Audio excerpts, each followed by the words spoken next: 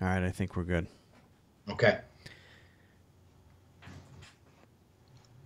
Hello and welcome to Season 2, Episode 37 of the Hockey Nuts Podcast. My name is Wayne. I'm here once again with Steve. How's it going tonight, Steve? Going great, Wayne. Sipping and enjoying a Arizona green tea and looking forward to another podcast with you. Yeah, this is actually take 2. We actually started about 10 minutes ago. I discovered we were having a little audio problem, so I stopped it and then just no sooner fixed the audio problem, my internet dropped out again. It's happening a little more often lately, and it's getting Yeah. rather annoying for Yeah. the internet to drop out. So here we go again. We're trying for a second time. So without further ado, we have a lot to talk about tonight. We have the wrap up of the last round. We had one game that had yet been played when we last did the podcast about a week ago. So we got that game to talk about. And then we have, we're down to 4 teams left in the Yes. NHL. 4 teams. Really shocking, Wayne, if you think about it. The representative from the Western Conference will have never been in a Stanley Cup. Yep. Neither Winnipeg nor, of course, the Vegas Golden Knights have ever played in the Stanley Cup finals. Yep. Never mind win one. Yeah. That's right.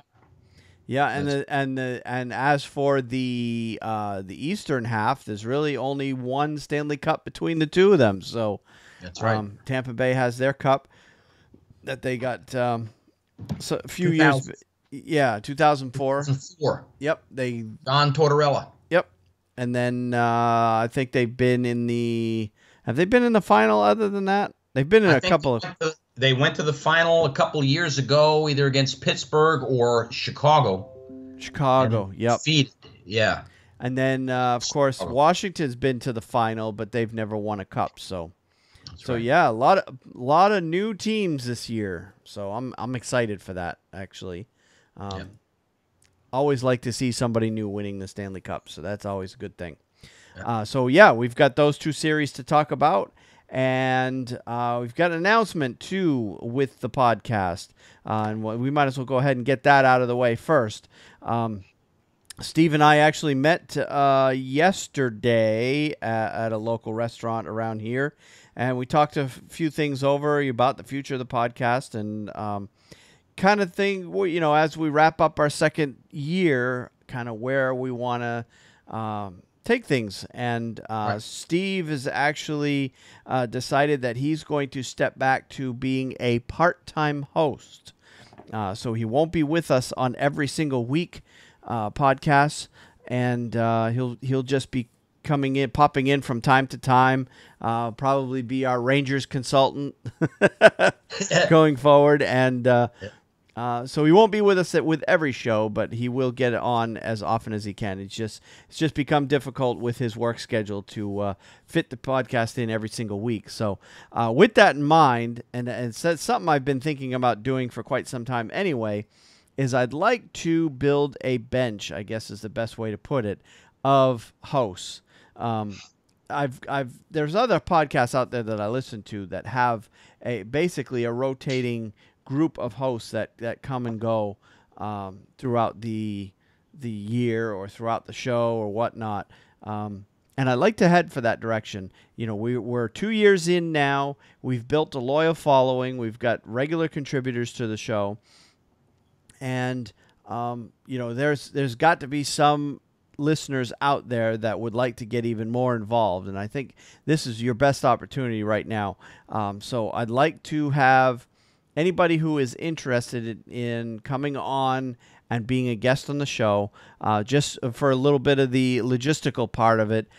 Basically, Steve and I each week get on Skype and we do this right over Skype. I record it and then we put it out there. Obviously, if you know how to use Skype or if you ever used Skype before, that's essentially all you would need is a computer, a microphone, and you don't even need that. Steve's using a built-in microphone on his computer. He's just using a computer with Skype, which is free. And then we just agree to meet each week, and then we record the show, and then we put it out there. So up until now, Steve and I have been the only 2 hosts, so we've just been coordinating when that would be best for the two of us to meet, and it rotates from week to week. Sometimes we do it Tuesday, Wednesday, Thursday, sometimes even as late as Friday. But with this going forward, with Steve dropping a part-time, I'd like to get a group of hosts together.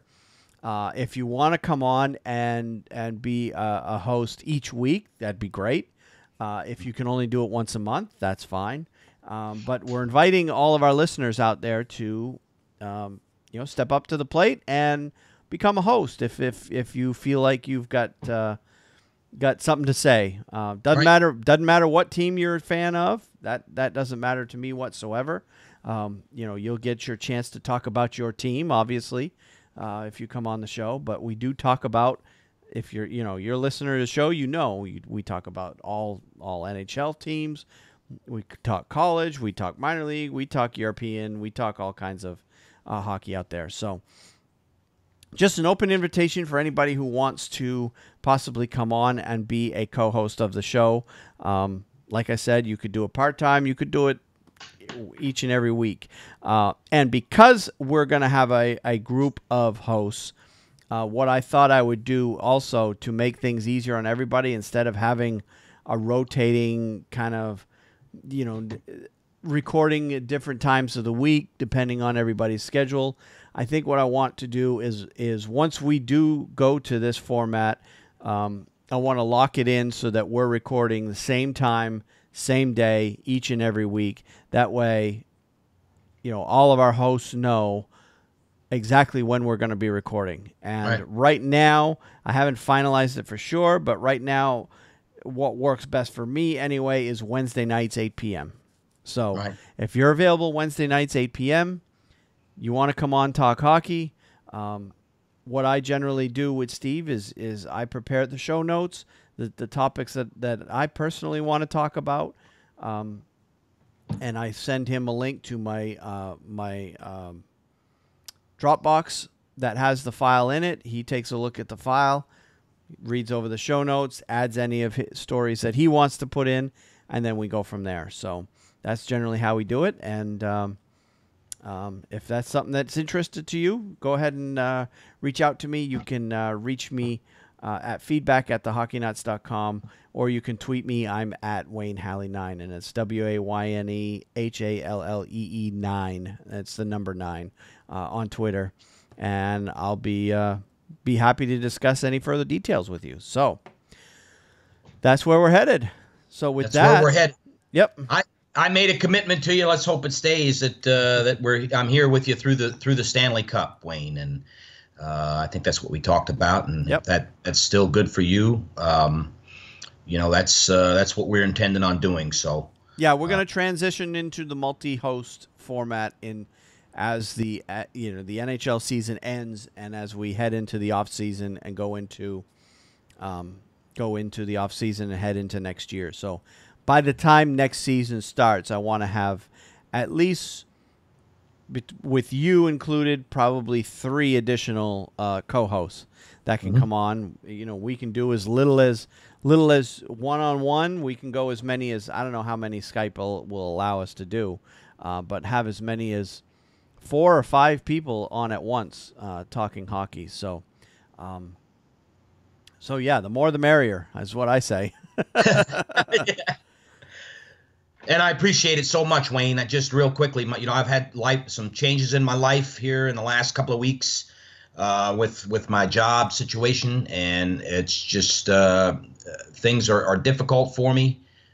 This has been probably one of the most surprising and fun things I've ever done, is doing a podcast. I had no idea when I started how much I would appreciate this and how much it has been a great thing for me to do. I've grown exponentially. So I'm going to definitely miss being full time, but I appreciate everything you've done, Wayne, and let's just leave it at that.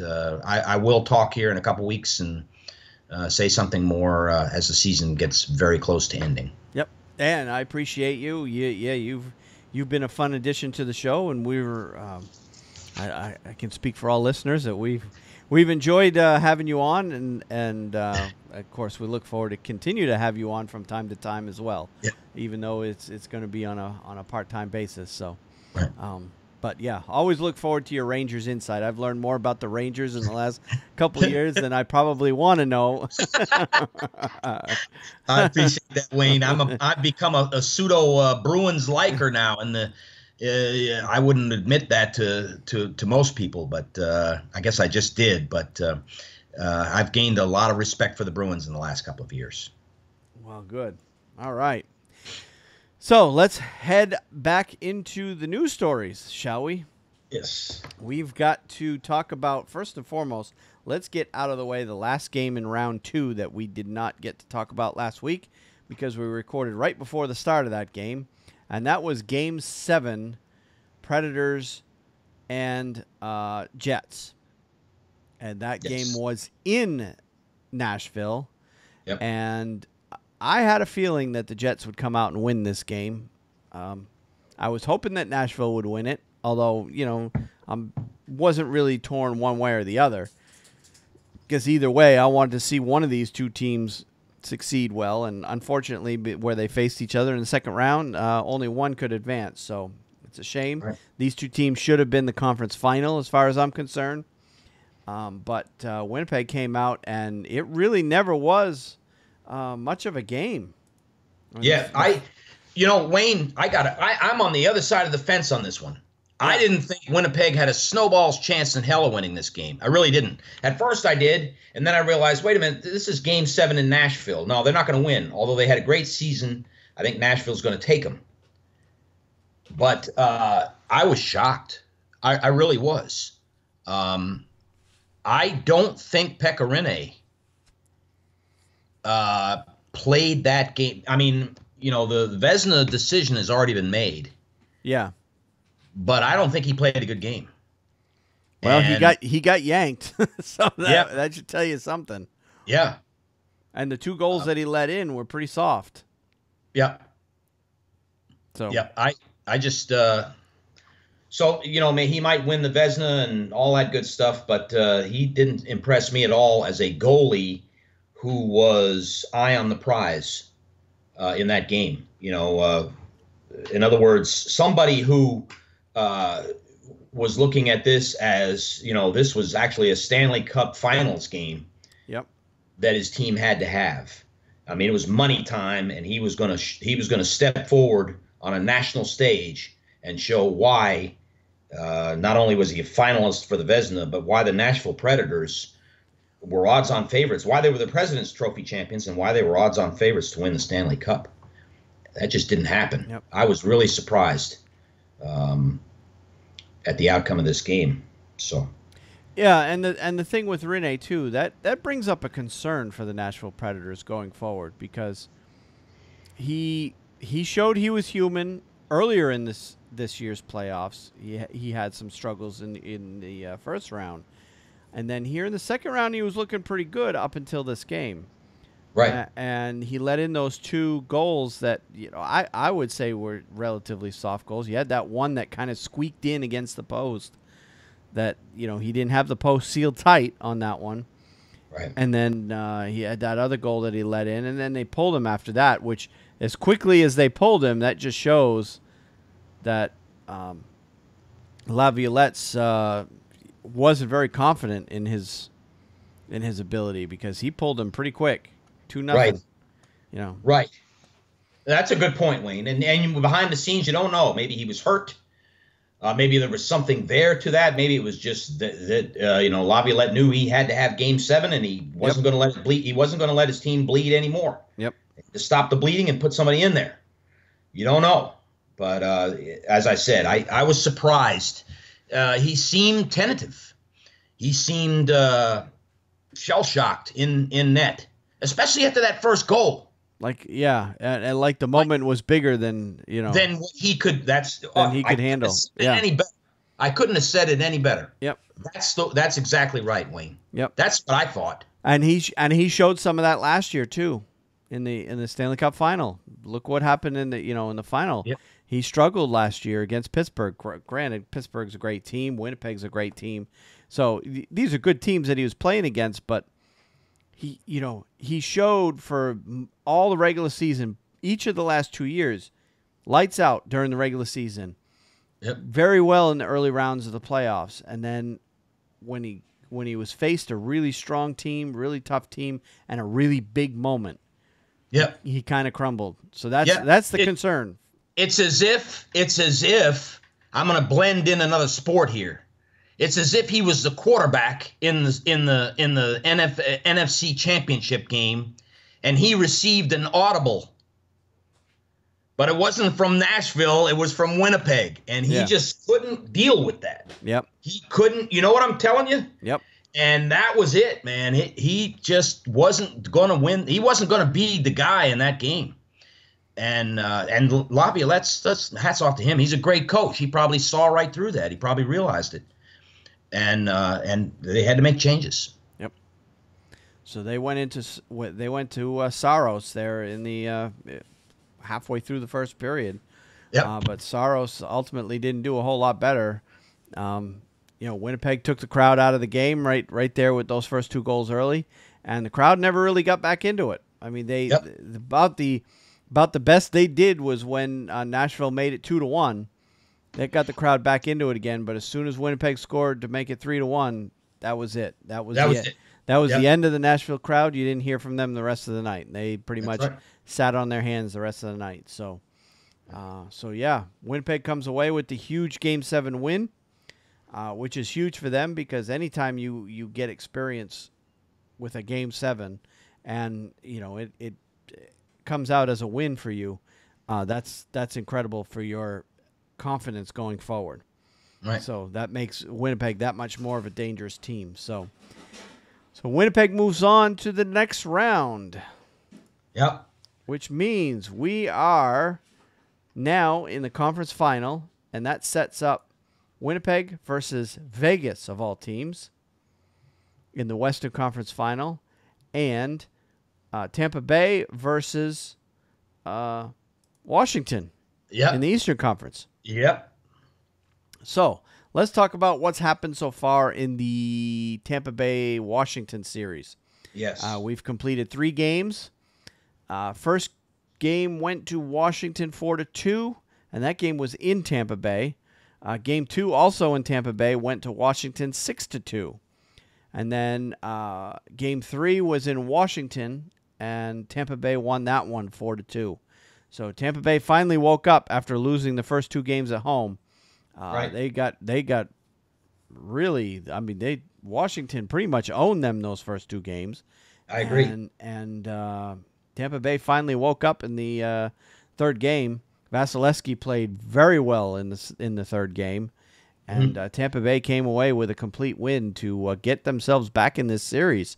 But they're not out of the woods yet. They're down 2-1, and they got 2 more games in Washington that they're gonna have to. They're gonna have to win at least one of those. Yep. I look at it this way, and I've been very impressed with the Washington Capitals. Even in the game they lost, they did not roll over and play dead, Wayne. Nope. They played very well in that game as well. But Vasilevsky is a great goaltender. Yep. He's really proved he may be the Vezina winner this year. But I'm going to tell it to you as I see it.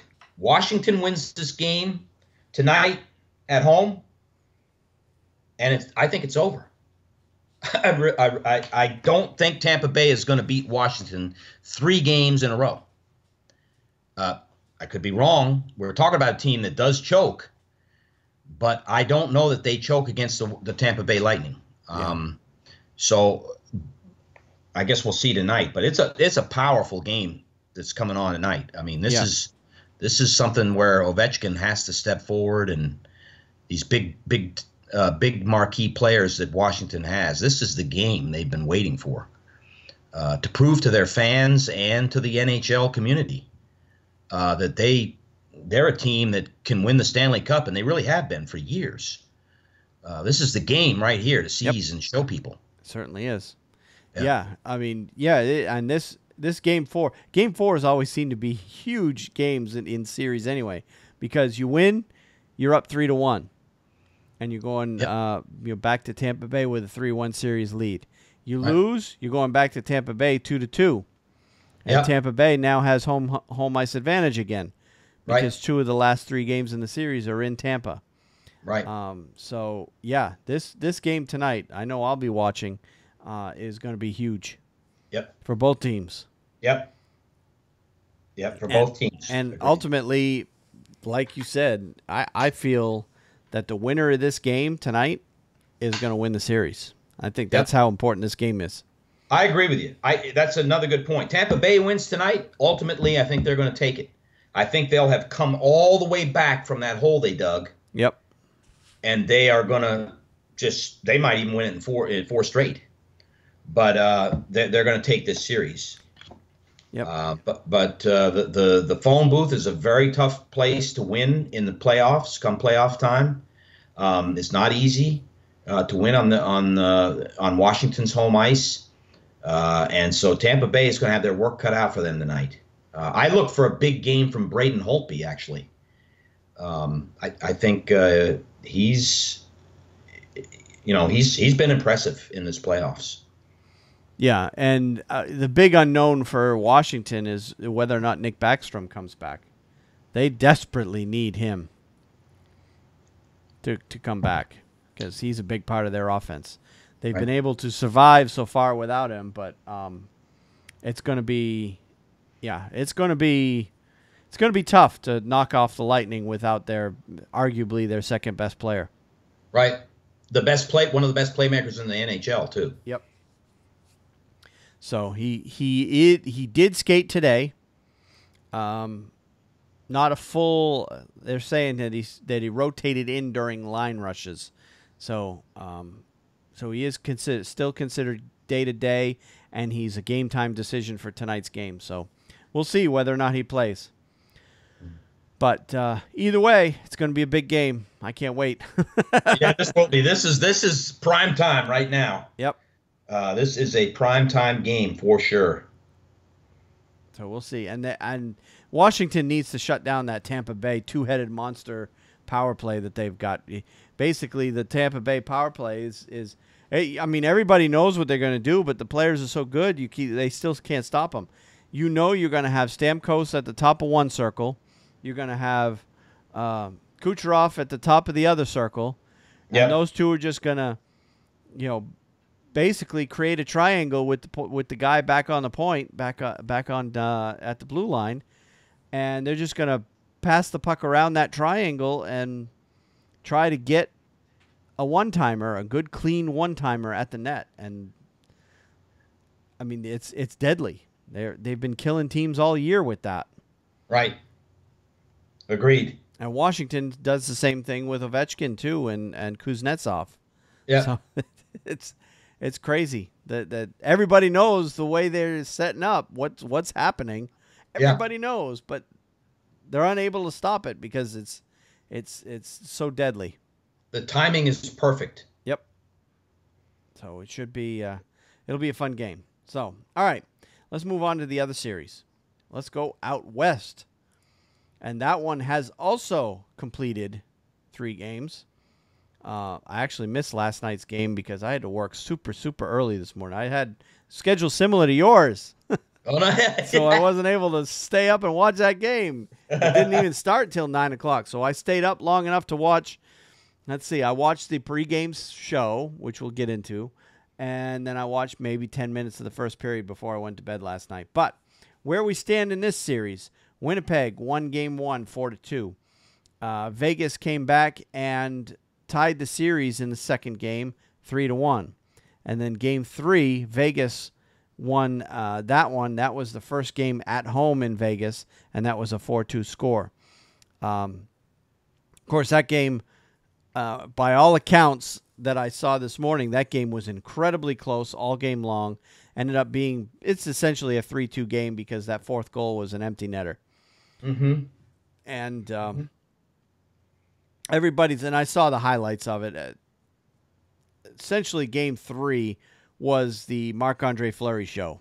He just put on a show, especially in the third period. Yep. Made some tremendous saves. And, everybody says that you need to have a goalie that will steal a game or two in a series in order to win a series. Well, Game 3 was Marc-Andre Fleury's steal of the series because by most accounts, Winnipeg outplayed Vegas for most of the game, but Vegas ended up winning because of how strong Marc-Andre Fleury was in that game. So. But what about that opening ceremony? Did you catch any of that? I didn't, Wayne. Last night was a night where a lot of things went on, and I did not get a chance to watch the opening ceremony or the game last night, and I could kill myself. I saw the stories about the plane, and I saw the Golden Knight on the ice with the helmet and everything. I briefly read a little bit of the story, but no, I didn't see any of that. So yeah. I'm anxious to hear what you have to say. Well, they essentially projected they projected a runway on the ice. This is how they did it, because basically what they've been doing all through the playoffs is they have the opponent, whatever the opponent is for their first round. Like for the first round, they had a king come out, and the Golden Knight defeated the king in a sword fight at center ice, right? Second round, they did, what did they do? Remind me. I can't remember. They had the Sharks. That's right, the Sharks. They were on the ice. They projected, that's right, they projected the water on the ice, and then you saw the shadow of the Shark swimming just underneath the surface of the water, and then they had a guy come out in a shark suit, and the Golden Knight, of course, defeated the Shark. Well, this time, they projected a runway on the ice, and they had a guy come out dressed, I guess, as a Jet, and they did the sword fight a little bit, and then the Jet decided to take off. Well, the Jet's guy was attached to a harness, so he got yanked up into the ceiling and disappeared into the rafters, and then you see an actual projected Jet come out onto the runway, and then the Jet turns on its afterburners and it takes off. And the Golden Knight character basically sliced the Jet in half, and you see the two pieces of the Jet go and explode against the boards at the far end. So it's pretty neat. And, of course, you and I had talked when we met yesterday. You and I had talked about my idea of what they should have done with the Golden Knight. And basically my idea was take a drone, a good size, pretty good, not a little drone, but a drone big enough that the fans could easily see it, and dress it up so it looks like a jet. Obviously, you can't have a remote control plane flying around in the building because that would, it'd have to fly around too fast and be too hard to control in a confined space like that. But a drone, they could pull off. Right. And you just dress up a drone to look like a jet, and you have the drone fly towards the guy with the sword in that center ice, and have that guy just literally knock that jet out of the air with his sword, and have it go crashing down onto the ice and break into a million pieces. I think that would have gotten the fans really excited. But the way they did it was pretty good too. Or they could have like a Hindenburg, where the drone, has some sort of a gas explosion takes place or something. I don't know. Yeah. But anyways, we spent a good bit of lunch yesterday talking about and laughing pretty hard at what the Golden Knights could do. But yeah, they're putting on a show before each game. So it's so much so that even NBC is televising the pregame, which is something they've never done in the past, but they've been doing this time. So anyway, but as for the game, Marc-Andre Fleury was lights out in the third period. Vegas takes the 2-1 lead. So now Game 4 is coming up tomorrow night in Vegas. And Vegas can take command of this series. If they win this game tomorrow night, it's over. I agree with you, even more strongly than the other series. Although I still say if Washington wins tonight, they're going to win this series. But I think if Vegas wins tonight, it really is the death knell for the Winnipeg Jets, because they will not beat Vegas 3 games in a row. No. I'd almost go out to Vegas and put money on it at Caesar's Palace. Yep. Um, I actually think Vegas is ultimately going to win this series. The other series, I got no idea who's going to win. I would just say winner of tonight's game, Game 4, in the East, is going to win the series, whoever that is. Right. Other than that, I've got no clue. This one, I think Vegas is ultimately going to win this series, and they're going to go to the Stanley Cup Final, which is going to... That's unbelievable. It's going to blow everybody away because, Yep. we've talked about it all year. What if Vegas wins the Cup? Yeah. Yeah. What kind of story that would be? The sports world is going to... The whole sports world... you're going to see Sports Illustrated and USA Today and all these guys. If Vegas makes it to the Stanley Cup Finals, they're going to follow this. The Stanley Cup Finals will be a very, very hotly televised and watched event because people will be seeing something that it's never happened. It's never even come close. So yeah, I think for NBC and the ratings in the U.S., obviously they're clearly going to be on Vegas' side in this series because Winnipeg is just not going to draw that big of a TV audience here in the States. In Canada, it's going to be in every household in the country. I guarantee it. Yeah. If Winnipeg advances to the Stanley Cup Final, because they've been 19.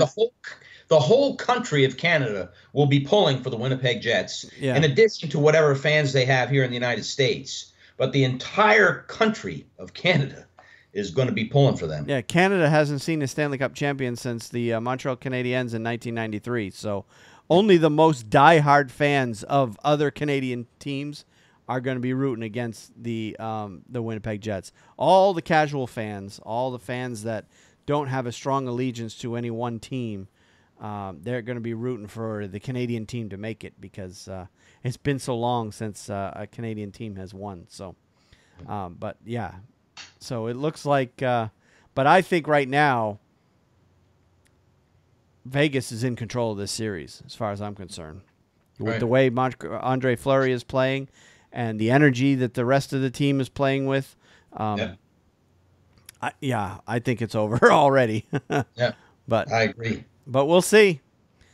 Game 4 is that swing game. It can go, if Winnipeg comes out and win that one, they take the momentum back and have home ice advantage again.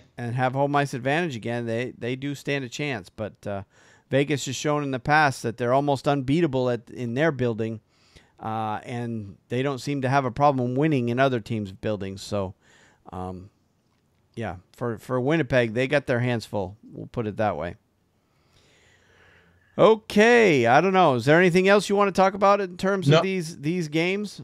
No, I'm looking forward to this week, though, with the hockey winding down. This is going to be fun to watch. Yep. It's certainly entertaining. Neither one of us have a dog in the fight, so that's always more fun to enjoy the games rather than watch them while biting your nails. So that's right. So, all right, so let's move on to some of the stories that we've had this coming week or this past week.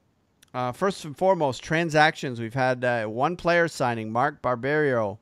Signed a 2-year contract with the Colorado Avalanche on Tuesday. NHL.com did not disclose the terms of the contract, but I looked it up on Cap Friendly, and they are saying it's a 2-year deal worth a total of $2.9 million, so $1.45 per year. And he was making $750,000 before now. So a depth player, obviously, for Colorado, but it looks like he'll be on the NHL roster for at least the next 2 years anyway. He's 28 years old. He could have been an unrestricted free agent on July 1st, and he had 13 points this past season despite missing 36 games. He's a defenseman. I don't know if I mentioned that.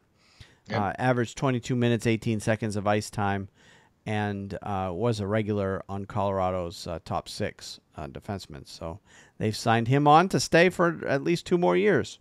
Mm-hmm. And here's an interesting one, and I know it's going to be big in Canada, or they've been talking about it all along. Kyle Dubas was named general manager of the Toronto Maple Leafs on Friday, replacing Lou Lamoriello, who left the position on April 30th to shift into role as senior advisor. Dubas, who's 32, becomes the second youngest GM in the NHL. Arizona Coyotes GM John Chayka is 28. Dubas was assistant GM since being hired by Toronto on July 22nd, 2014.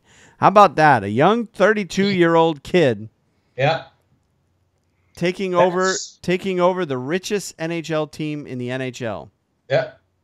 It smells of I don't know. Who do you think's got their fingers on this one? I don't know. I'd like to know who his connections were to get an assistant GM job with the Leafs at such a young age. Yeah. He's obviously not a former player. Well, Brendan Shanahan had to have some sort of hand in this. Well, he is the president, so yeah, he would probably. But I don't know much about Dubas, but I guess I got to listen to Steve Dangle's podcast a little bit more often because I know he's been talking about this. I just don't know much about him, but clearly the Leafs feel they've got a good one there in him by signing him such a young age, right, to run basically, arguably the team, the number one team, the New York Yankees of the NHL per se, or as the Dallas Cowboys of the NHL. The Toronto Maple Leafs are the premier organization in the NHL. The team with the biggest fan base, the team with the most money. Yeah. The richest endorsement deals. You name it. Toronto it's the center of the hockey universe. I agree. It's the city of Toronto, and to put him in charge of that team, boy, talk about pressure. Yeah, that's big time pressure for a 32-year-old guy to be calling the shots, man, on a team like that. It's absolutely amazing. Yeah, so we'll be watching that story closely to see how things go. But Lou Lamoriello is still involved with the team, and it's probably is going to be on speed dial on Dubas' phone as a senior advisor. I know Dubas is, even since being named, has already confided in Lamoriello a lot. This article, there's a link to it in the show notes. They stated that Dubas has been in regular talks with Lamoriello even since Lamoriello was left. So, but yeah, those are big. That's a big job right there. Oh yeah, that he's taking on. So, should be interesting to see what happens going forward. Hopefully, he won't turn around and trade Austin Matthews because that wouldn't be a good way to start. Very, very true, and I don't think they will either. There's no chance that they're going to do that. Yeah. No. Yeah. All right, so that's all the transactions I saw this week. That's it. Been a pretty quiet week. Most teams. There's a lot of rumors flying around. Speaking of transactions, I saw some rumors flying around that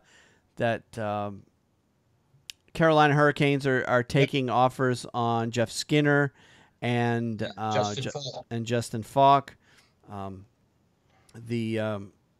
The new GM, Don Waddell, has admitted publicly that he has taken phone calls and has discussed those two players in particular. So the fact that he's admitting that tells me that by the time we get to October, those two guys are going to be gone.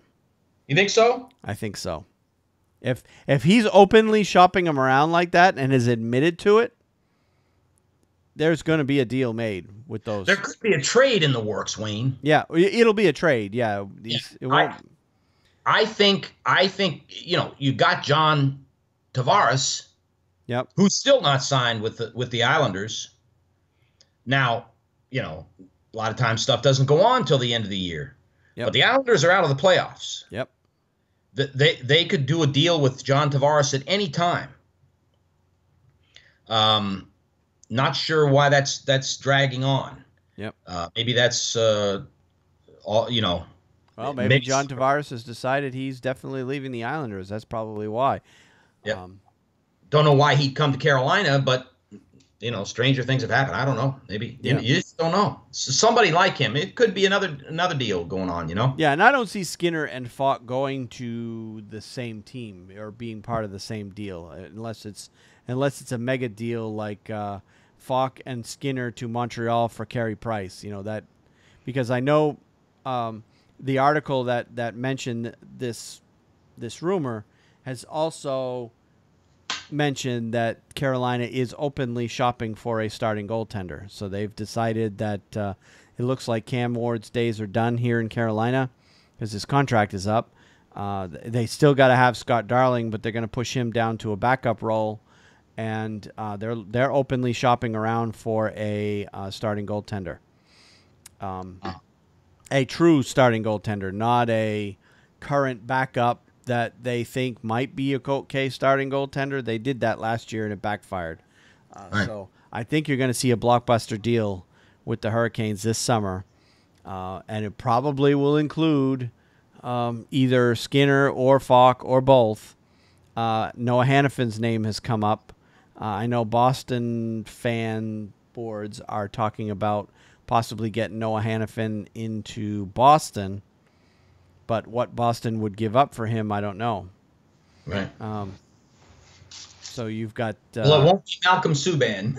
yeah, a guy like Noah Hannafin. It would have to include somebody good. Yeah. And if Carolina's looking for goalie, throwing it out there, and I know he has a no trade clause, but Tuukka Rask for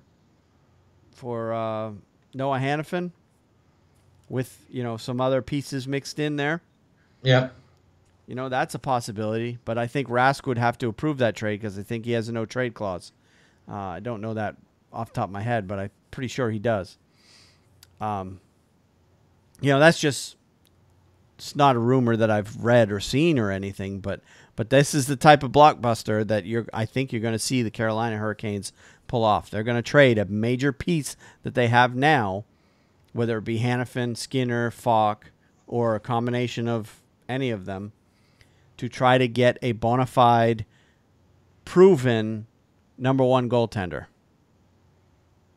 into this team. So, again, we've said it before. It's going to be interesting what Carolina does in the offseason. Dundon has already said that basically everybody on the team is available with the exception of Sebastian Aho. That's the one player that he doesn't want to give up. Right. Everybody else is expendable as far as he's concerned. So it's going to be an interesting summer here in Carolina. There was a couple other rumors that I saw too. I can't remember them now off the top of my head. I don't like to talk much about rumors because you never know what's going to happen. They're talking about Tavares, Wayne. That nothing has happened. Yeah. And that is definitely one of the things that you read about in NHL. Kick it back and forth. Yeah. I don't think he's going to stay. So, but that's just an opinion, and that's about all it's worth. Yeah, and I think Tavares ultimately is gone too, but where he goes, I don't know. Toronto fans seem to think they got an in for him because he's a Canadian kid, and what Canadian kid wouldn't want to play for the Leafs, right? But there ain't no way they can afford him under the cap. Yeah, here's the thing, okay, Wayne. I'm just going to throw it out there. If he wants to stay in New York, then there's the reason for New York letting go of everybody, the Rangers. Yeah, they've cleared a lot of space, a lot of cap room, and there's the reason. Yep. They wanted Tavares, and this deal's been discussed way on down the line. Okay, but I don't know on something like that. I'm definitely not getting that feeling. Reading the between the tea leaves, going on the Rangers website, you don't hear any talk about that. Okay. But yeah, things are quiet coming out of New York altogether right now. Yeah, but that could be something like that. Could be what's happening. With this one coming down the pike, and then next year, come July 1st, if Erik Karlsson hasn't signed, I'm going to tell you that's going to be a major trade. Yep. Unless he's injured, that's going to be a major trade. Yep, that would be a major trade. Yeah. Especially for an unsigned, they'd be giving up an awful lot for an unsigned Tavares, unless they knew that they were going to get him signed for sure. So, I don't know. So, yeah. So, a lot of rumors coming out of Carolina in particular, and then everybody's wondering what Tavares is going to do. All right. Some of the other things we've got going on this week. Suspensions. Well, first and foremost, we've already talked about Nick Backstrom Yes. and his injury, so we don't really need to talk more about that. That was the only injury that I wanted to really discuss tonight. There's a bunch of other guys that are bumps and bruises day to day here and there. Right. But every team's got a handful of those guys. That's right. Of all the teams that are left. So there's really nothing else to discuss. Nick Backstrom is the big story in terms of injuries. So agreed. It's the only pertinent injury in either of the two series remaining. yeah. So let's talk about suspensions and fines then. Capitals defenseman Michael Kempny was fined $2,419, the maximum allowable under the collective bargaining agreement for cross-checking Tampa Bay forward Cedric Paquette during Game 2 of the Eastern Conference Final in Tampa on Sunday, May 13th. They announced that on the 14th. The incident occurred at 6:55 of the third period. Kempny was assessed a minor penalty for cross-checking. And that was basically, I saw the play, he just basically right in front of the net, right to the neck. Yep. Right to the neck of Paquette. So he deserved, definitely deserved something for that. So that was the only suspension or fine that actually took place. There's been a number of others that have been in discussion where, plays where should this be finable or suspendable, should this not? But the NHL hasn't declared anything else other than this one has qualified for supplemental discipline. Mm-hmm.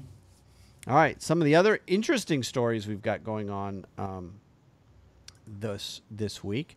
The Memorial Cup is happening starting this Friday. And for those of you not familiar, the Memorial Cup is essentially a 4-team tournament that takes place after all the individual. This is the Canadian Hockey League, which is the highest level junior hockey in Canada and arguably the world. There are 4 teams left. And the way the Memorial Cup works is there's they announced about a year or so in advance, they announced the host. Their team automatically is in the 4-team Memorial Cup tournament. And then, of course, the host changes every year. And then they take the other 3 teams are the 3 champions from the Ontario Hockey League, the Quebec Major Junior Hockey League, and the Western Hockey League. Mm-hmm. So this year's 4-team tournament is Regina of the Western Hockey League. They're the host. The Quebec Major Hockey League champion is Acadie Bathurst. Western Hockey League champion is Swift Current. And Ontario Hockey League champion Hamilton. Right. So those 4 teams will be playing for the Memorial Cup, which is essentially Canada's national championship for junior hockey. So the 16 to 20-year-old age bracket. And this league, the Canadian Hockey League, and this tournament is filled with NHL prospects, loaded with NHL prospects. Right. And the NHL Network usually picks up a couple of the games throughout this tournament. Usually they get the championship game for sure. Because basically what they do is they play a round robin tournament, and then they have a semifinal and a final. So, but yeah, they have number of NHL prospects taking place in this tournament, and it's good. Should be fun to watch. Yeah, I'm looking at the TV schedule right now. NHL Network is going to have 1, 2, 3, 4, 5, 6 of the 9 games in this 4-team tournament. Mm-hmm. Including the semifinal and final, which will take place on May 25th and May 27th of this year. So, some extra hockey for all of us.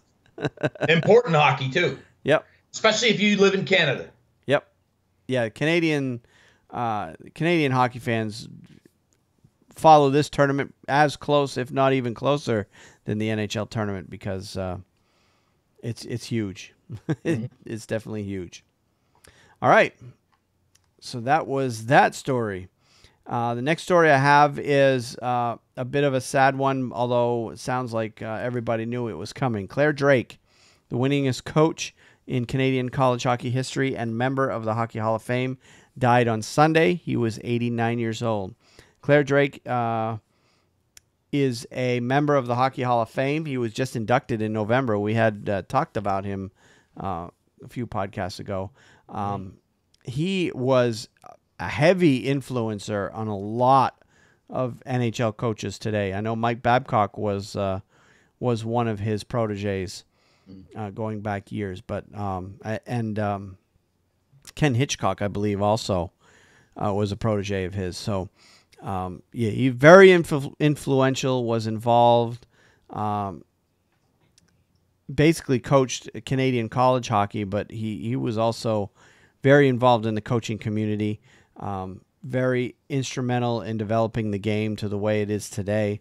For that, he was inducted as a Hockey Hall of Fame, into the Hockey Hall of Fame back in November. So, unfortunately, he did pass away this week. All right. And I saw a story this week that the Humboldt Broncos are going to be have announced that they will definitely be fielding a team next year in the Saskatchewan Junior Hockey League. Yeah. And, of course, the Humboldt Broncos, if you remember back on April 6th, 16 people were killed in a bus accident and 13 were injured when their team bus collided with a truck. And, we followed that story pretty closely. We've talked a lot about the story. So we all know exactly, everybody, if you're a fan of hockey, the Humboldt Broncos story. So it was good to see that they decided to go ahead and put together a team for next year. Right. They're going to have an invitation-only tryout camp for 80 players from May 25th to May 27th in Saskatoon. And the camp is going to be closed to the public and the media, so they don't want the media circus there. If they opened that to the media, it would have been an absolute circus. Absolutely. I think, Wayne, there will be a lot of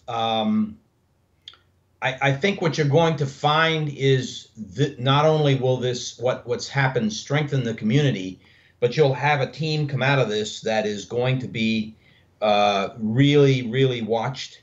They'll be in the news frequently, I'm sure. And there'll be a lot of people pulling for them.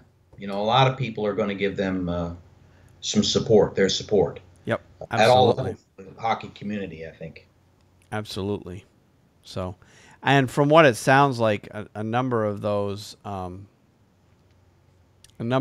players that did survive the wreck their injuries are going to prevent them from being able to play next season. It looks like it's going to be a whole new team, just because the guys that did survive, some of them were so critically injured that their hockey playing days, at least at that level, are pretty much over for most of those players. So that's unfortunate, but hopefully they're by the time the fall comes around, that there may be a few of those players that can come back and play, but who knows? I guess we'll be following that story for sure to see what comes out of that story. But it is good news to see that the Humboldt Broncos will be back in the fall of this year. All right, and did you see this week they put NHL.com did an article that remember Milan Hajduk, key players. Yes, I remember Milan Hajduk. Yep, key player of the Colorado Avalanche Stanley Cup teams that they had in the 90s. Well, he put his house up for sale, and it is listed for $5.2 million. It's located in Parker, Colorado, suburb of Denver. And if you've got $5.2 million laying around, you can get yourself a really nice house with your very own indoor hockey rink and Zamboni. Yeah, that is really something. And yeah, he recently put his house on the market. Comes with the rink and the Zamboni. It's a 16,000 square foot home, which sits on a 2.25 acre lot. It has 6 bedrooms, 4.5 baths, 3 laundry rooms, 7 fireplaces, and a 5-car garage, to go with the hockey rink. Unbelievable. Hayduke, who's number 23, was retired by the Avalanche on January 6th, told the Denver Post that he, his wife, and twin 14-year-old sons, Merrick and David, intend to stay in Colorado, but the Haydukes are hoping to move closer to the rink where Milan coaches Merrick and David's 14 and under team, and with the real estate market booming, the time was right to list the property. Mm-hmm. And he said, we're just trying to take advantage of the market here, he told. So he's basically downsizing. Yeah. So should be interesting to see who ends up with that rink. I wonder if it would be one of the Avalanche's players, because I looked at the listing. It has a full-size training gym that obviously Milan used to keep himself in shape during the off season too. So it's quite a piece of property that they've got there. Unbelievable. I would love to have that house. Yeah. If I win Powerball this week, we're going to move to Colorado.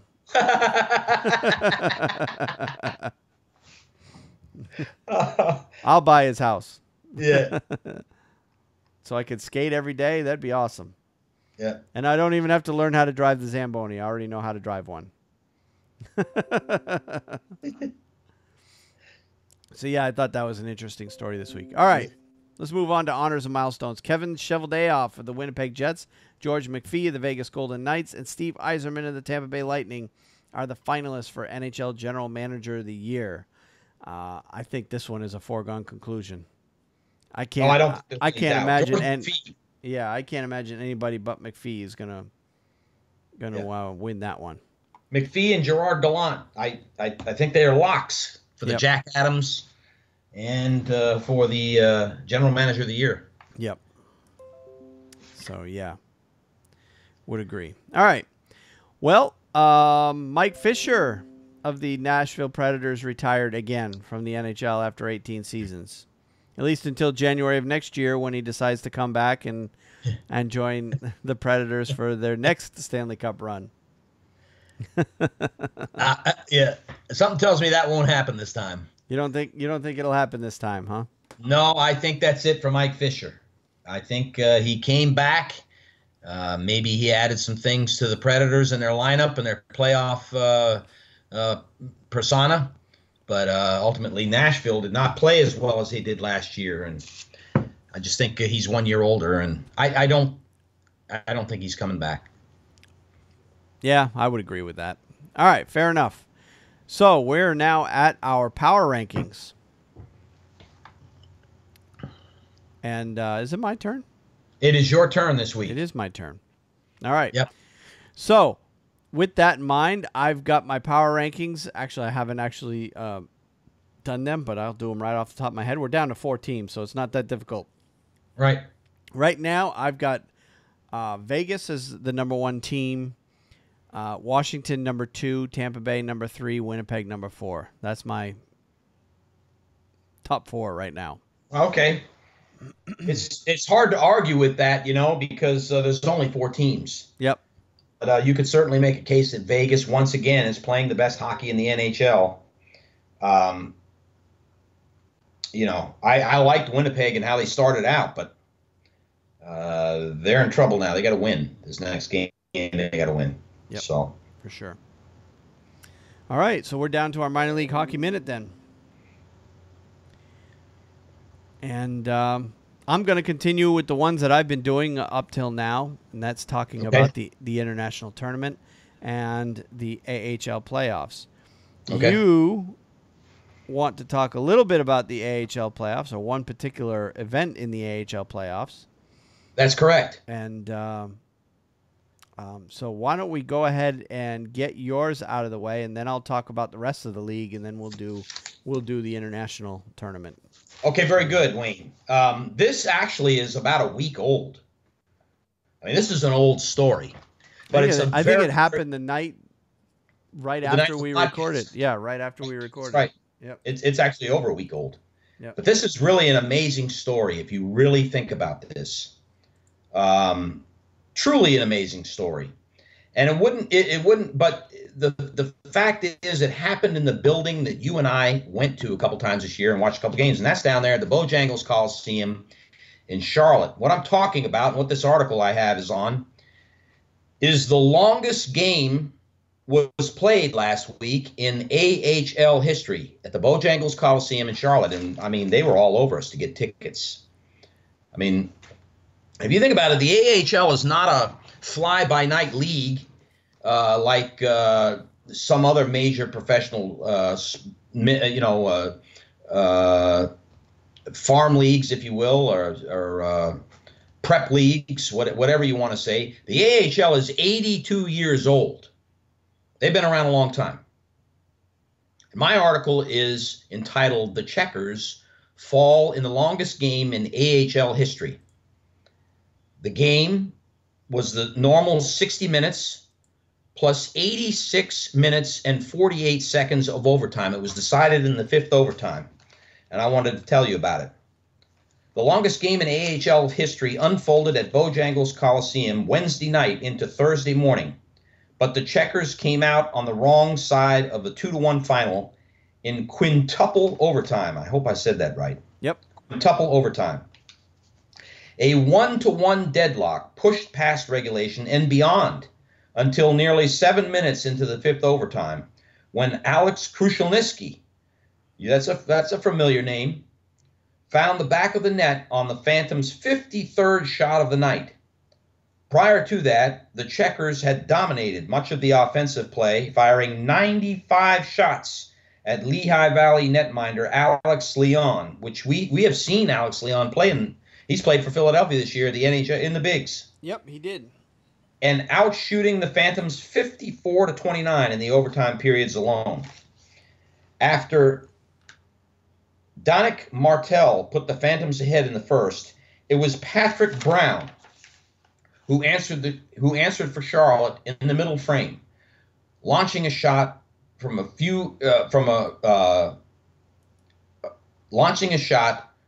angle that beat Leon on his short side. The loss puts Charlotte's season on the brink as the Phantoms now hold a 3-1 edge in the Atlantic Division Finals. And, of course, that next game, the series was decided. It was a 5-1 victory by the Lehigh Valley Phantoms, and they've moved on and are now in the Eastern Conference Finals against the Toronto Marlies. I've got some quotes here I wanted to read. Coach Mike Vellucci on the game. That was pretty crazy, right? We outshot them 2-1 and outchanced them 2-1. So what are you going to do? You give it all you've got, and their goalie played absolutely unbelievable. And Ned played really well for us. And he's talking about Alex Nedeljkovic. Guys were gassed. You saw it. It was pretty crazy. I don't even know how many overtimes we went. They gave it all they had, so that's all you can ask. And again, Vellucci on fatigue as the game went on. It's just survival of the fittest, I guess. We talk about why you work so hard all year long and all summer long just to be in the best shape you can be in to play these kinds of games. And he also made some comments on Alex Nedeljkovic and his play. Everybody wrote him off last year like he wasn't a good goalie as a rookie, but he's proven everyone wrong again this year. He's a heck of a goaltender and a heck of a prospect, and he played outstanding for us tonight. Now, we've talked about the Hurricanes going after goaltending with the possible trade on this podcast. Yep. But there's a guy down there in Charlotte, and we've seen him play 2 games. He has played lights out hockey the 2 times we've seen him, but he's really might be the sole reason the Checkers made it to the playoffs. He's a great goalie. And I'm not understanding of why he's not getting more of a shot in Raleigh. But there's an off season's coming up, and we'll see what happens. Yeah. Yeah, I've said it before in the podcast, too, that I felt that they should at least give him a shot anyway. Right. But Agreed. they would know better than us what the Right. details are there, and maybe they don't feel he's quite ready. He needs another year or so. Right. But, yeah, he's played very well for them this year.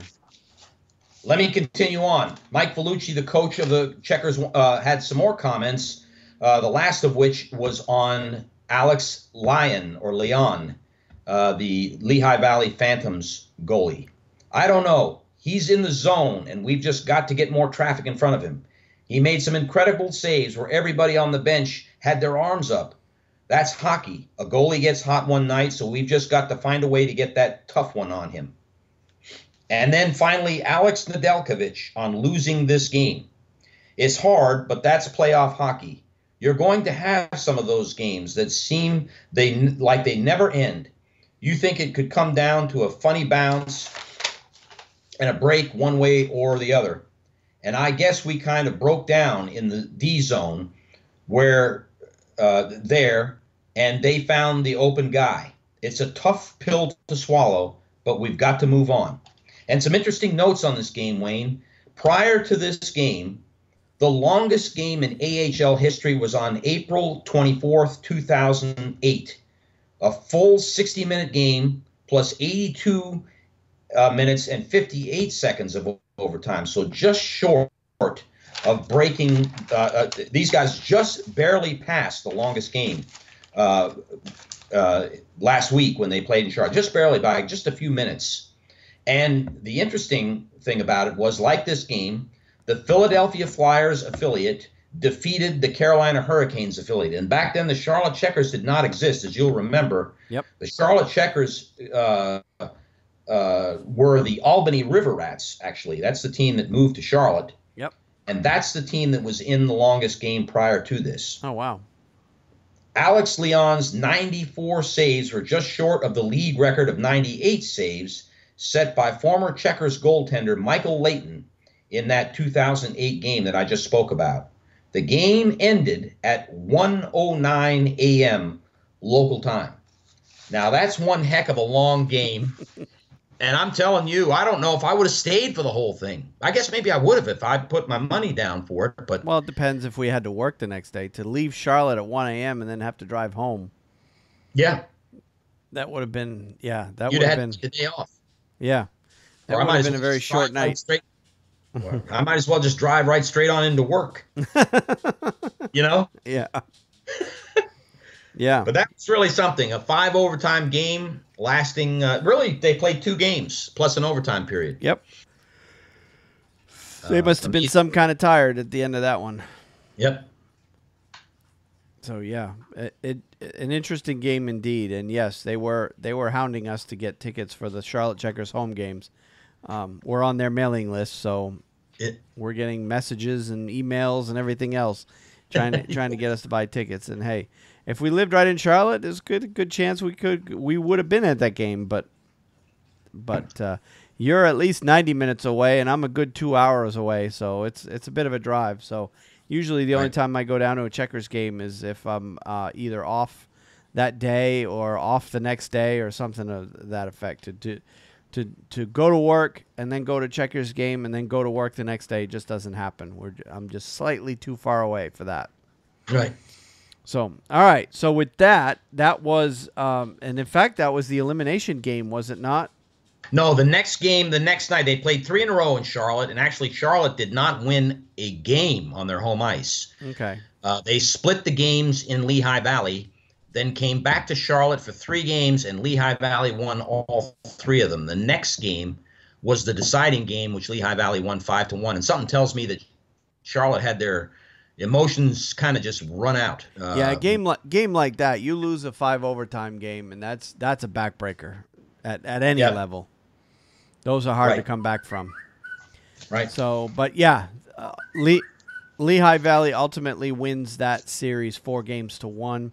And of course, in the AHL, to save on travel costs, they use a 2-3-2 format as opposed to the 2-2-1-1-1 that the NHL uses. So that way, there's only if the series goes 7 games, there's only 2 trips between the cities, as opposed to you got as many as 4, 5.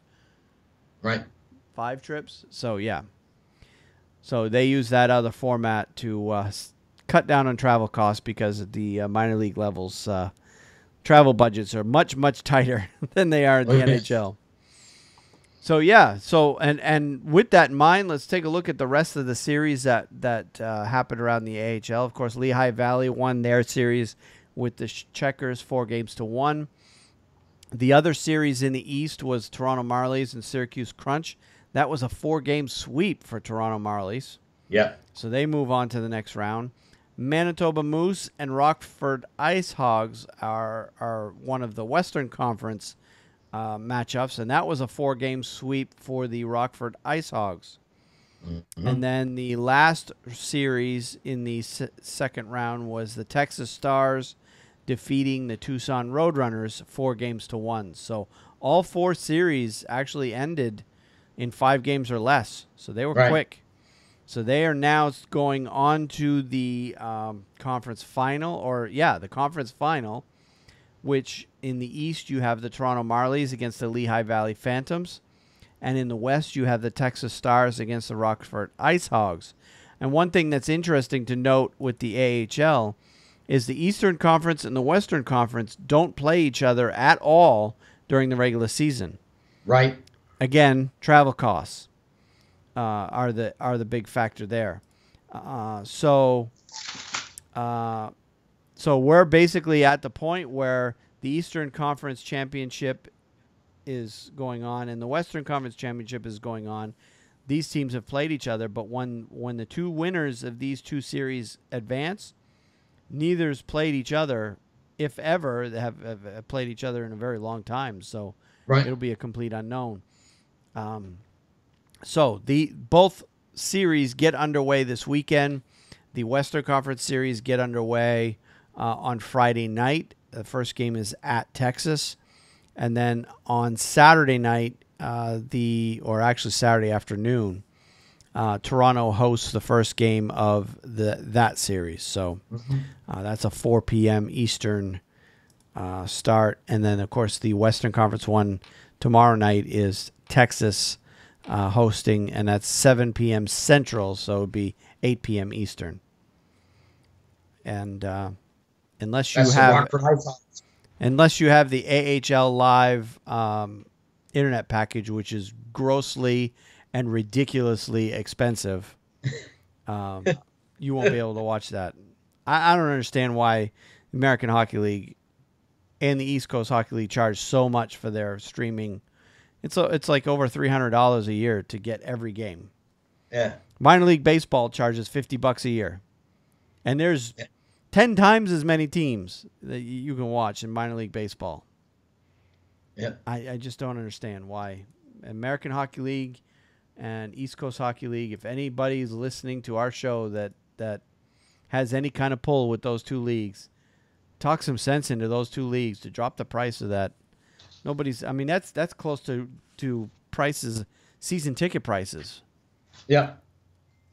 To watch these games streamed online. It's ridiculous how much they're charging.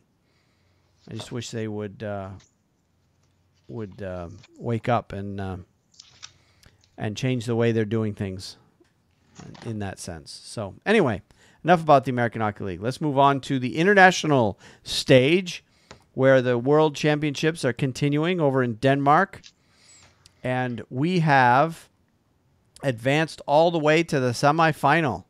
Yes. This is really amazing too, Wayne. Yep, it is. Team USA is still dominating this tournament right now. Yep. So we have, let's see. Yeah, we're right down to the semifinal. All right, to recap, let's just get right to the quarterfinals. Sweden and Latvia were the first quarterfinal matchup, and most of these games took place today, earlier today. Sweden and Latvia advanced to the quarterfinals, and Sweden won that one 3-2. Team USA advanced to the quarterfinals to play Czech Republic, and USA won that game 3-2. Russia and Canada, those 2 teams always seem to meet in these international tournaments. Yeah. Russia and Canada advanced, and that game went to overtime, and Canada won that one 5-4 in overtime. And then the other quarterfinal, Finland uh, – played Switzerland, and Switzerland upset the Finns in that one, 6-4. So So our semifinals are set. It's Canada versus Switzerland and Sweden versus USA. Yeah. And, of course, the two winners will play in the gold medal game. The two losers will play in the bronze medal game to decide the tournament. Yep. Have you checked, Wayne, at all into the history of the United States and the last time they won the World Championships? Oh, they always do very poorly. Yep. It has been, and I think I hasten to go back, and I'm going to say in the 1960s was the last time we won. Yeah, it wouldn't surprise me. Team USA, when it comes to the world, because of the fact that the World Championship coincides with the later rounds in the NHL playoffs, Team USA, for whatever reason, just doesn't seem to care about this tournament whatsoever. They care about the Olympics, they care about the World Juniors, and they always try to put their best teams, best available team together for this team or for this tournament. For this World Championships, or the World Championships every year, this is more of a European showcase than anything, because Team USA and Canada generally don't put much stock into this tournament. But what a relief it is to see Team USA advancing as far as they have, and they truly are caring this time, because Team USA has assembled a pretty good team, led of course by Patrick Kane, Chicago Blackhawks. Yep. So he's been a major hero for them up to this point in the tournament, and and of course some of the teams that just got eliminated here at the end of the second round, some of those players went over there and joined the team as well. David Pastrnak was playing for the Czechs against the USA team this in this quarterfinals. Because Pastrnak was a big factor in that Czech Republic team. So, and there are a couple of Hurricanes playing over there for Finland. So, but yeah, Finland with the upset. Team USA is all the way to the semis, and they got a good shot. Sweden's not going to be an easy team, though. No, that they won't be. And I'm trying to find here how the United States has done previously. Past World Championship articles. I'm trying to find out the last time we won. Because I'm almost certain, and we may have only won it once or twice. But this is, you got to look at it this way. This is a very prestigious tournament, whether the United States cares or not. Yeah. Oh, yeah. And it's basically most of the players playing in this tournament are the best players in the world that are outside of the four teams that are still playing in the NHL. Right. That's correct. I mean, I'm looking at Team USA's roster right now. Patrick Kane has 19 points in 8 games. Chris Kreider's had a good series. Yep. Cam Atkinson, 11 points in 8 games. Charlie McAvoy, 8 points in just 4 games. He joined the team late because the Bruins are playing in the second round. Colin White, 6 points. 3 points in 8 games. You've got Johnny Gaudreau, 9 points in 8 games. Alex DeBrincat plays for the Blackhawks, 8 points in 8 games. Derek Ryan, 7 points in 8 games, plays for the Carolina Hurricanes. So, yeah, you've got a number of NHLers there. Oh, yeah. I don't know if they list Chris Kreider. I know he's... And, yeah, for Canada, you've got Aaron Ekblad, of course, 6 points in 8 games. Canada's having a good tournament. Matt Barzal, 7 points in 8 games. Pierre-Luc Dubois, 6 points in 7 games. Tyson Yost, 6 points. Colton Parayko, 7 points. Ryan Nugent-Hopkins, 8 points. Connor McDavid, 16 points in 8 games. And there's some players that are just joining the team late. Of course, Mark-Edward Vlasic from the Sharks joined the team late. Kyle Turris joined the team late from Nashville. So, yeah, it's a good tournament. I wish we could see more of it here in the U.S. Yes. Checking out Sweden's team. Oh, Mattias Ekholm joined the team late. He's playing over there. Let's see. And another thing, this championship goes way back too. This is it's old. Yep, and it's played every year too. Mm-hmm. Yeah, so there's Ricard Raquel is leading the way for Team Sweden, 13 points in 8 games. Mm-hmm. So he's having the best tournament of the year. Mattias Janmark, 9 points for Team Sweden. So those are your leaders there. So, yeah, a lot of big names playing in this tournament. Just looking at Russia's roster real quick. Yeah, Russia, I guess, disappointed there a little bit. Pavel Datsuk was their team leader, 10 points in 8 games. Who, of course, is playing in the KHL, but he's a former star in the NHL as well. So, yeah, real good tournament. But that's where we're at. We're down to the semifinal in that tournament. Let's see. The United States has won this tournament twice. And the last time? Oh, God, it doesn't say. They participated in it 69 times, but they've only won it twice. And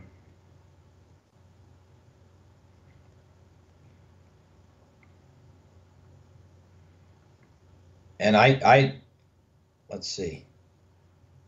Well, that says it all right there. 69 appearances, and they've won it twice. Yep. 1960, maybe? Was the last time? Wow. It's been a long time in the men's world championships since the United States has won this tournament. It is if they win, it should be a shot heard around the world because the United States hasn't won it in 50, maybe 60 years. Wow. A long time. I remember looking at it last year. So, truly an amazing feat if they win. Well, go Team USA then. Absolutely. Of course, Canada's still in there too, and of course, we got a lot of Canadian listeners, so go Canada as well. But, we are American, of course. Yeah, the games, if you want to watch them, NHL Network I would be willing to bet is going to have them because I've seen them televise some of the other games. I know I was watching the Sweden-Latvia quarterfinal for a little bit here when I first got home from work. That was on earlier today, and that was on NHL Network. So the semifinal games are on Saturday, 9:15 a.m. and 1:15 p.m. The Team USA Sweden is the morning game, and the Canada-Switzerland is the afternoon game. And then, of course, the championships and the bronze medal game are going to take place on Sunday. Bronze medal game first, 9:45 in the morning, and then the gold medal game at 2:15 Eastern on Sunday. So I'll definitely be able to watch that when I'm off Sunday. That's good. If Team USA makes it, I'll miss the Saturday game because I got to work on Saturday, but I'll be able to catch the Sunday game. So hopefully Team USA will pull off the win against Sweden and then make it to the gold medal game. All right. That is it for our minor league hockey minute. So we're down to just our picks of the week. That's right. And you wanted to talk about... What did you want to talk about? Jaromir Jagr. That's right. Jaromir Jagr. I saw that story. And I'll go ahead and get it out of the way if you want. Sure. Go ahead. Jaromir Jagr is playing, as you know, until he was injured, over in the Czech 1 professional league. And he, of course, cleared waivers. The Calgary Flames put him on waivers back in January, and he went to play over in Czechoslovakia. He may, in fact, probably won't ever play in the NHL again. But you never know. Never say never. This is a guy that I think is definitely driven by the record book. I don't think there's any doubt. Yeah. He wants to hold the records. He wants the accolades that come along with that. And you don't see those type of players all the time. Some players hang it up and they don't care one way or the other. They just feel privileged to play. But Jaromir Jagr is truly a phenom. And I think he's very interested in the records and still trying to chase them down. But anyways, my pick of the week. Jaromir Jagr says he will return to play for Kladno in the Czech League. Next season, listen to this now, next season would be the 30th professionally. Wow. For the second leading scorer in NHL history. That is absolutely amazing, astounding. That really is. 30 seasons in professional hockey. Jaromir Jagr said he intends to play another season for Kladno in the Czech Republic. It would be the 30th professional season for the 46-year-old forward. I will get back in the locker room to my role as a player, Jagr said Monday in remarks translated from the Kladno website. Jagr, who owns the team in the Czech 1 Liga, returned to play for it after clearing waivers from the Calgary Flames on January 29th. An injury then ended his season. Jagr, who had 7 points for Calgary, 1 goal and 6 assists in 22 appearances, can become an NHL unrestricted free agent July 1st. He ranks second in NHL history in points with 1,921, trailing Wayne Gretzky, who had 2,857, is third in goals, 766 behind Gretzky, who had 894, and Gordie Howe, who had 801, and is third in games played at 1,733 games. He trails only Gordie Howe, who had 1,767 games, and Mark Messier, who had 1,756. So he's barely behind those two. Yep. I think that's one thing that's in his sights and has motivated him to keep playing. Jagr had a knee injury that chased him to be placed. That caused him to be placed on injured reserve by the Flames and missed time with Kladno, his hometown team. He has been its majority owner since 2011. I want to get completely healthy and then see what happens, Jagr said in April. I don't want to retire yet. I can always play here. My plan is just to get healthy first and then see how far I can go. Jagr told the New York Times then he had not ruled out returning to play in the NHL. Jagr was voted one of the 100 greatest NHL players presented by Molson Canadian. He has 1,155 assists, 14 behind Ray Bourque for fourth in NHL history. Gretzky leads with 1,963 assists. Jagr is the all-time NHL leader with 135 game-winning goals. Jaromir Jagr won the Stanley Cup in 1991 and 1992 with the Pittsburgh Penguins, who selected him number 5 in the NHL draft. He won the Hart Trophy as the NHL's most valuable player in 1999, the Art Ross Trophy as scoring champion 5 times. He won it in 1995, and he won it every year from 1998 to 2001.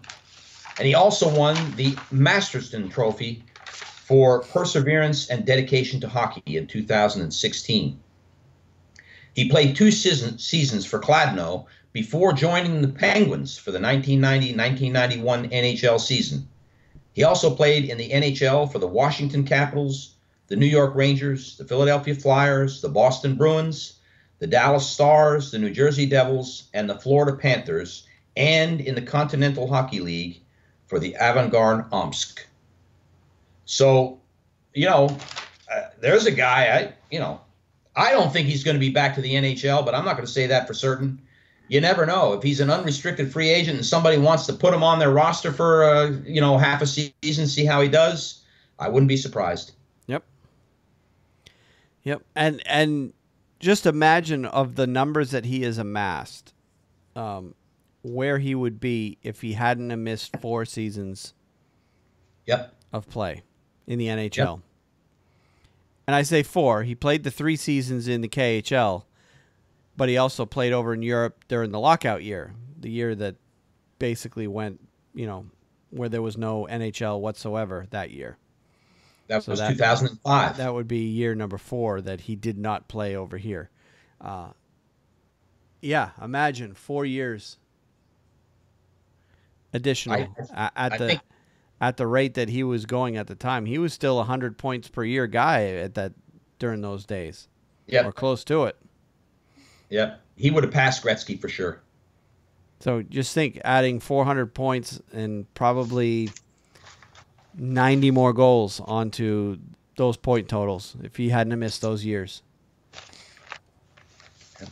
Yep, amazing career that he put together for sure. Yep. All right. Well, we wish him luck for sure. I don't think he'll be back in the NHL. The fact that he's already announcing that he's going to Kladno tells me that he's probably already looked into interest in the NHL, and nobody's going to give him a look. Yeah. So I don't think he'll be back. His records in the NHL might as well be sealed at this point, because I just don't think he'll be back. Yeah. But we wish him luck anyway. All right. My pick of the week is talking about the Vegas Golden Knights. I know we've talked a lot about them this year, the amazing story they are. But a couple stories I saw from them this week makes me want to be a fan of theirs. Not to the point where I'm, giving up my Bruins, but I like what they're doing out there. Let's just put it that way. First story was in the national anthem of the first home game in this series, when they're singing the Canadian national anthem in Winnipeg, they've already got their tradition built in that the singer stops, when they sing the line "True North, Strong and Free." Mm-hmm. Well, the singer doesn't say the words "True North." He lets the crowds yell it, because obviously True North is the ownership group for the Winnipeg Jets. Well, they did that in Vegas. The Vegas singer did, when he got to that point in the Canadian national anthem, he stopped and he let what few Vegas fans or Winnipeg fans that were in the building holler out "True North," and then he continued with the song. Classy move, as far as I'm concerned. Very classy move. And then to take the class up another notch, the Vegas Golden Knights hosted the family of the Humboldt Broncos head coach, Darcy Hogan, who passed away on that bus back in early April. Mm-hmm. His wife and his 2 sons were the personal guests of the Vegas Golden Knights for their game last night. Yep. I saw that article. And they were, they got to go down, meet several of the players. Marc-Andre Fleury, there's pictures on the website of Marc-Andre Fleury taking time out of his night to talk with the kids. This was right after the game. He hadn't even taken his equipment off yet. He's still wearing his leg pads, and he's sitting there talking to those kids. I mean, just a class organization, or very, very classy move on their part to do that. So that was my story this week. Is just showing once again, the sport of hockey that by the far and wide are just first class, classy organizations, classy players. I agree. Just can't say enough about how good that is. So, yeah, agreed. Very good. So, I agree with you. Story, but there's a link to the full story on the show notes if you want to read that story. So, it kind of makes me happy to be a hockey fan. As I've always said. Yep. We support the best league in professional sports, I think. Yep, agreed. All right. Well, that's it for this week. We're done. It. Yep. We have got it knocked out. So we're going to go ahead and wrap things up. And coming up this week, obviously, we've got the second half of the conference finals. So the next time we record, those should be done or close to being done unless they go 7.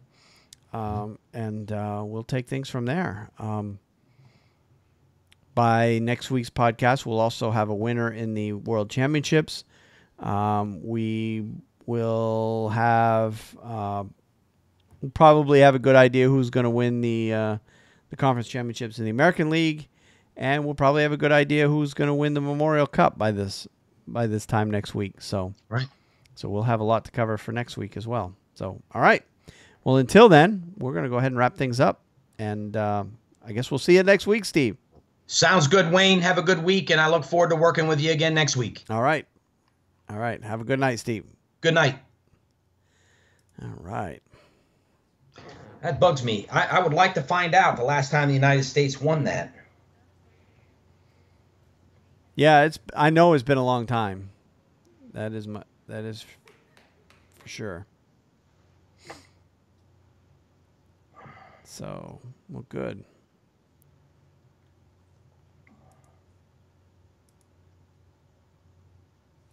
Wonder if Wikipedia would have it. Yeah, that's what you got to look on. Let's see. IIHF World Championship History. There you go. Wikipedia. All right. Oh, God. Soviet Union. Yeah. Look at Soviet Union. 64, 65, 66, 67, 68, 69, 70, 71, 73, 74, 75, 78, 79, 81, 82, 83, 86. So from 63 to 86, only 2 countries won the World Championship. Soviets and the Czechs. Yep. Isn't that something? When was the last time the United States won?